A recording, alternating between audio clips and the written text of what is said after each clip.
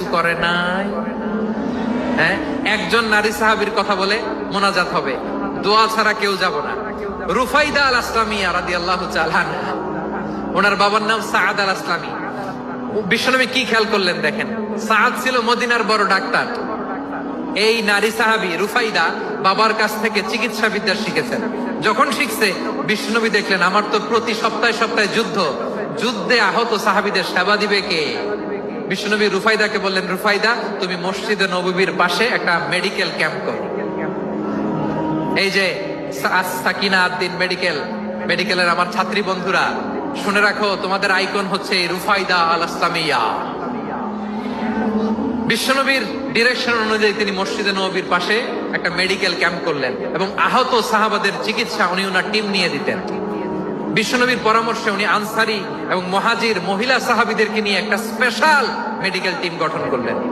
খায়বার যুদ্ধে 7ম হিজরিতে যখন বিশ্বনবী যায়, উনি ওনার টিম নিয়ে আসলেন, বললেন, ইয়া রাসূলুল্লাহ, আমরা তো তলোয়ার চালাতে পারি না, আমরা তো তীর মারতে পারি না, আপনি যদি অনুমতি দেন খায়বার অভিযানে আমি আমার টিম নিয়ে মেডিকেল টিমের সেবাটা সার্ভিসটা দিতে চাই। পড়েন সুবহানাল্লাহ।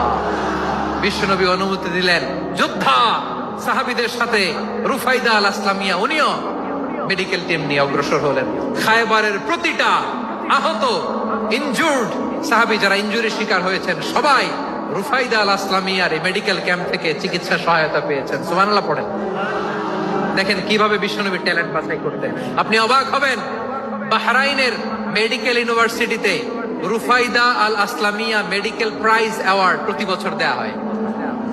যদি আদ্দিনের এই মেডিকেল আমার বোনেরা যদি জেনে থাকো জানো, না হলে নতুন করে জানো, সার্চ দিও, রুফাইদা আল আসলামিয়া মেডিকেল অ্যাওয়ার্ড বাহরাইনের ইউনিভার্সিটিতে দেওয়া হয়। প্রিয় ভাইয়েরা, তাহলে আলোচনার সামারি আমরা করি।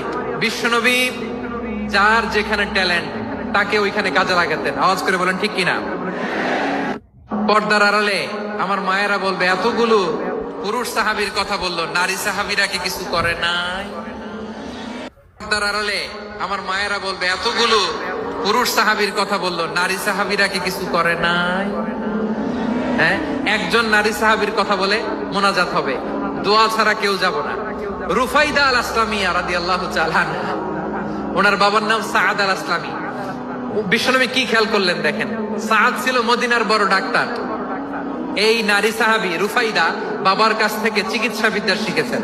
যখন শিখছে, বিশ্বনবী দেখলেন আমার তো প্রতি সপ্তাহে সপ্তাহে যুদ্ধে আহত সাহাবীদের সেবা দিবে কে? বিশ্বনবী রুফাইদাকে বললেন, রুফাইদা তুমি মসজিদে নববীর পাশে একটা মেডিকেল ক্যাম্প করো।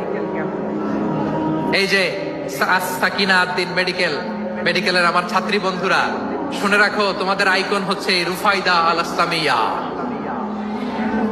বিশ্বনবীর ডিরেকশন অনুযায়ী তিনি মসজিদে নববীর পাশে একটা মেডিকেল ক্যাম্প করলেন এবং আহত সাহাবাদের চিকিৎসা উনি ওনার টিম নিয়ে দিতেন। বিশ্বনবীর পরামর্শে উনি আনসারি এবং মুহাজির মহিলা সাহাবীদেরকে নিয়ে একটা স্পেশাল মেডিকেল টিম গঠন করলেন। খায়বার যুদ্ধে 7ম হিজরিতে যখন বিশ্বনবী যায়, উনি ওনার টিম নিয়ে আসলেন, বললেন, ইয়া রাসূলুল্লাহ, আমরা তো তলোয়ার চালাতে পারি না, আমরা তো তীর মারতে পারি না, আপনি যদি অনুমতি দেন খায়বার অভিযানে আমি আমার টিম নিয়ে মেডিকেল টিমের সেবাটা সার্ভিসটা দিতে চাই। পড়েন সুবহানাল্লাহ। বিশ্বনবী অনুমতি দিলেন। যোদ্ধা সাহাবীদের সাথে রুফাইদা আল আসলামিয়া উনিও